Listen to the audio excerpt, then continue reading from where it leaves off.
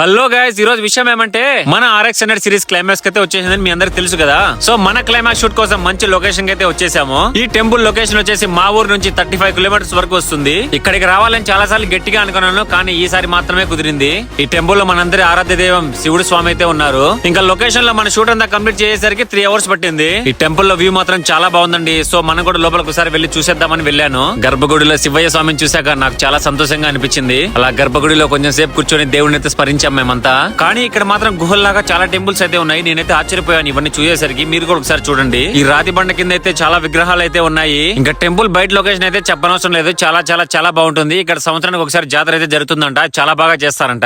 ఇక్కడ ఆశ్చర్యం వేసే విషయం ఏమంటే ఈ గుహల్లో ఉన్న రాతి బండ కింద దేవుళ్ళు ఉండటం. ఇవన్నీ చూసాక ఎన్నాళ్ళు ఎట్ట మిస్ అయ్యామో ఈ లొకేషన్ అనిపించింది. ఇంకా షూట్ కంప్లీట్ చేసాం కాబట్టి ఒకసారి రాతి బండ పైకి వెళ్లి పైకంతా చూద్దాం అనుకున్నాము. టెంపుల్ పై నుంచి చూస్తే లొకేషన్స్ ఎంత బాగున్నాయో తెలుసా. మొత్తం చుట్టూ పంట పొలాలు, ఆ మధ్యలో మన శివయ్య స్వామి.